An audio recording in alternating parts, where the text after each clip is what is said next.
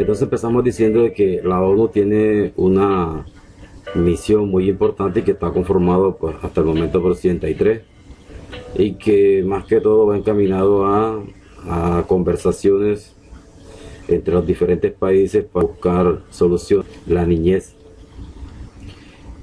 Bueno, ¿qué son las Naciones Unidas? Dice que son un grupo singular, organización internacional, 191 estados soberanos, fueron creadas a raíz de la Segunda Guerra Mundial, es decir, al finalizar la Segunda Guerra Mundial, como quedaron muchas,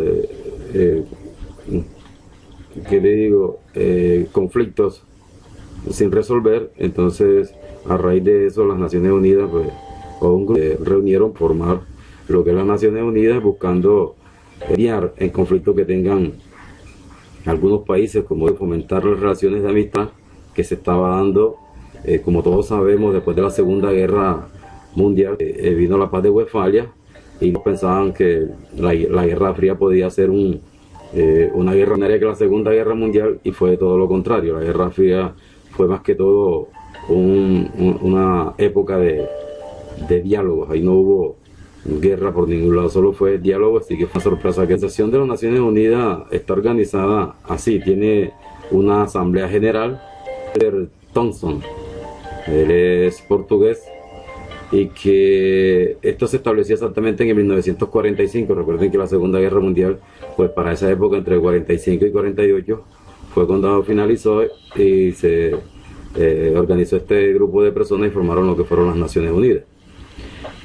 Además de eso, la Asamblea General ocupa un lugar central como principal órgano deliberativo de formulación de políticas y representativo de las Naciones Unidas. La Asamblea está integrada por 193 estados, exactamente, tenemos el dato exacto, 193 estados, todos miembros de las Naciones Unidas, y proporcionan un foro para el debate multilateral de toda la gama de cuestiones internacionales que abarca la Carta. También un papel importante en el proceso de establecimiento de normas y en la codificación de derecho internacional. Igualmente lo conforma o tiene otra dependencia, que es el Consejo de Seguridad, conforme a la Carta del Consejo de Seguridad, la responsabilidad primordial de mantener la paz. Eso es lo que se encargan directamente donde hay países que tienen conflictos, la paz y la seguridad internacional. El Consejo de Seguridad tiene 15 miembros y cada miembro tiene un voto. De acuerdo con la Carta, todos los miembros de la ONU convienen en aceptar y cumplir las decisiones del Consejo de Seguridad. Este es el único órgano de la ONU cuyas decisiones los Estados miembros, conforme a la Carta, están obligados a cumplir. Es decir, cada vez que hay una Asamblea General, los miembros del Consejo de Seguridad deben estar presentes y todos deben, de acuerdo a lo que se esté dando el diálogo en esos momentos. Es como importante que dice que el Consejo de Seguridad también recomienda a la Asamblea General el nombramiento del secretario general y la admisión de nuevos miembros de la ONU. Y junto con la Asamblea General elige a los magistrados de la Corte Internacional de Justicia. Es una función muy importante porque ellos son los que eligen secretario general. Otra división, otra dependencia que conforma la ONU es el Consejo Económico y Social. El presidente es el Frederick Musigwai Makamur. Ese es un africano, el que está nombrado actualmente en esta cartera. Dice que el Consejo Social Económico fomenta el acercamiento mutuo entre las personas y los problemas con el fin de promover la adopción de medidas colectivas que permitan lograr un mundo sostenible. Igualmente llega hasta los estados más necesitados, realizando labores sociales, los necesitados y todos los que estén afiliados a la ONU. La otra división es el Consejo de Administración Fiduciaria. Es autorizado a examinar y debatir temas presentados por la autoridad administradora respecto del adelanto político, económico y social, además de lo educativo, de la población de los territorios y consulta con la autoridad administrativa.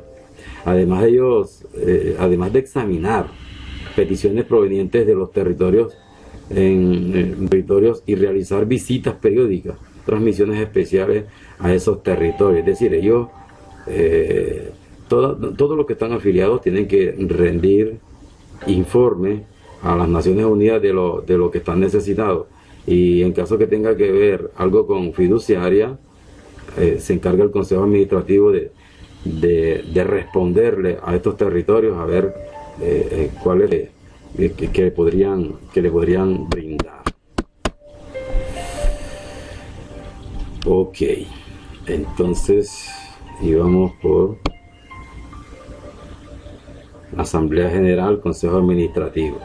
Está la Corte Internacional de Justicias, el principal órgano judicial de la Organización de las Naciones. Este es el principal órgano judicial de las Naciones Unidas. Tiene su sede en el Palacio de la Paz en La Haya, es decir, en los Países Bajos, y está encargada de decidir las controversias judiciales entre estados. Dice que también emite opiniones consultivas sobre cuestiones que puedan someterle órganos o instituciones especializadas en la ONU. Son 15 magistrados los elegidos para esta cartera, y ellos son elegidos por la Asamblea General y el Consejo de... Ellos tienen un periodo de mandato de 9 años. El idioma oficial de la Corte Internacional de Justicia dice que es el inglés y el francés, sin desconocer los demás idiomas de los países que conforman la ONU. Está la Secretaría, el último, que es la Secretaría. Actualmente el secretario es el señor Antonio Manuel de Oliveira Guterres. Este es de nacionalidad portuguesa. Se estructura de forma departamental. Cada departamento u oficina cuenta con una área distinta de acción y responsabilidad, y se coordina con los demás para asegurar la adherencia, la cohesión y la labor cotidiana de la organización en sus oficinas y estaciones repartidas por todo el mundo. Es el responsable máximo de la Secretaría General de la ONU. Bien. ¿Por qué son necesarias las Naciones Unidas? Y muchas son las razones por las cuales son necesarias las Naciones Unidas. Aquí nombramos algunas de ellas. Las Naciones Unidas facilitan la consulta instantánea entre gobiernos y constituyen un foro para hacer frente a los problemas a largo plazo. Son muchas, pero como hemos debatido en diferentes, de que para que esto se dé debería existir un derecho internacional y de cumplir la norma al pie, pero que esto no se da, que esto es opcional por cada uno de los países. Así que aquí nadie está obligado, ninguno de los países está obligado a que haga parte de las Naciones Unidas, pero que sí, mientras pertenezca a las Naciones Unidas, debe cumplir con los reglamentos que este estipula. Además dice que las Naciones Unidas son un catalizador de acción respecto a los principales problemas mundiales, y son el mejor mecanismo de que se dispone para movilizar y mantener la cooperación internacional a fin de solucionar esos problemas. Sabemos que nuestro país atraviesa por un proceso de paz, y que la ONU está interviniendo en eso. Actualmente pues está en Colombia también tratando de resolver ciertos inconvenientes que se han presentado en nuestro país. Las Naciones Unidas y sus organismos protegen a los grupos vulnerables, sobre todo a los niños, a los refugiados, a las personas desplazadas, las minorías, los pueblos indígenas y las personas impedidas. Son muchas las razones, así que no vamos a entrar en detalle porque se nos va el tiempo. Dice además que si las Naciones Unidas son un gobierno mundial, ojo a esto, muy importante, las Naciones Unidas no son un gobierno mundial, que eso quede claro, no son un gobierno mundial, ni nunca han pretendido serlo, son una organización de estados soberanos e independientes que hacen únicamente lo que esos soberanos deciden que hacer, o sea que es un instrumento. Los países que hacen parte de las Naciones Unidas no están obligados, primero que todo, a ser parte de este organismo, ni mucho menos a cumplir algo que de pronto no esté de acuerdo con las leyes de ese país. Si no les parece, pues solamente no lo aceptan y ellos pueden de cualquier manera pues alejarse de las Naciones Unidas. ¿Cuál es la función de la Asamblea General? La Asamblea General es un foro mundial único en el que están representados todos los Estados miembros. En ella y solo en ella donde hay gentes del mundo y donde todos los países pueden expresar sus diferencias y llegar a un entendimiento sobre cómo proceder.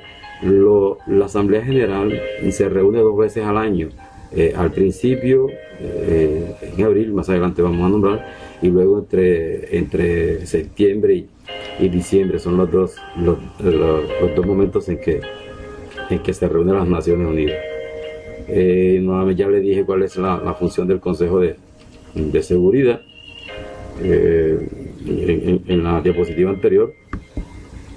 Igualmente, cuál es la función del Consejo Económico. Hay algo muy importante, por eso lo dejé. Dice: en virtud de la Carta, el Consejo es el órgano primario para la promoción de niveles de vida más elevados, trabajo permanente para todos y condiciones de progreso económico-social. Esta es una de las funciones que tiene la organización, la ONU, y que su dependencia del Consejo Económico le trabaja muy duro a esto, como es el trabajo social y económico, con el fin de realizar progreso en países necesitados, pero muchas veces esto no se le presta atención.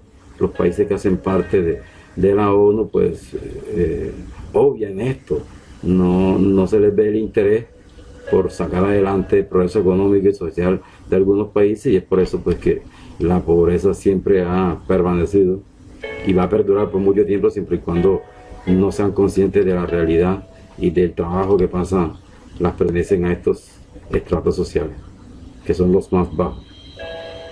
Ahora bien, ¿cuál es la función principal del secretario de las Naciones Unidas? Como dije anteriormente, es el señor Antonio Gutiérrez, es el 9º secretario general de las Naciones Unidas. Asumió el cargo el 1 de enero, anteriormente había un señor oriental, este es el último, el señor portugués Antonio Gutiérrez, que se posesionó el día 1 de enero de este año. Veamos un poco. Dice: el secretario general es el oficial más alto de las Naciones Unidas y su principal funcionario administrativo. Es el símbolo de la organización ante la opinión pública, sobre todo por su función fundamental de mediador y conciliador. El secretario general señala a la atención mundial las principales cuestiones internacionales, tales como el desarrollo, el desarme y los derechos humanos. Una de las principales responsabilidades del secretario general es señalar a la atención del Consejo de Seguridad cualquier cuestión que amenace la Asamblea y la seguridad internacional. Él, a pesar de que tiene toda esa serie de cargos que es más importante, él no puede descuidar la función que realiza cada una de las dependencias que conforman las Naciones Unidas. Cualquier inconveniente que él vea, en este caso el ejemplo que colocan, sobre todo la seguridad, pues se reúne con esta dependencia que es el encargado de estos problemas, como es el Consejo de Seguridad. Inmediatamente ambos tratan de darle solución con el país que presenta este problema. ¿Quiénes trabajan en las Naciones Unidas? Aquí nosotros nombramos como economistas, traductores, estadísticos, secretarios, productores de televisión, expertos en computadores, médicos y carpinteros. Son una pequeña muestra de la gran diversidad de personas que con distintas especialidades y antecedentes trabajan como funcionarios de las Naciones Unidas.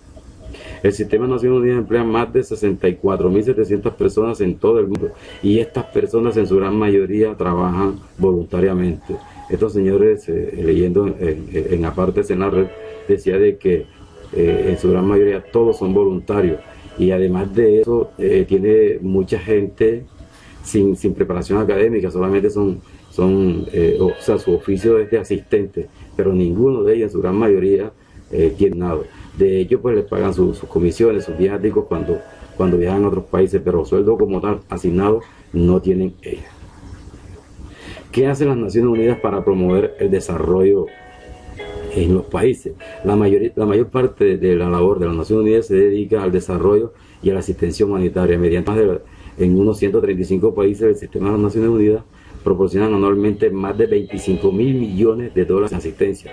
Nos preguntaremos entonces, bueno, ¿de dónde sale esa plata si ellos, pues es una acción humanitaria voluntaria que realizan? Los países que están asociados a ellos anual económico para que esta entidad como es la ONU realice sus acciones.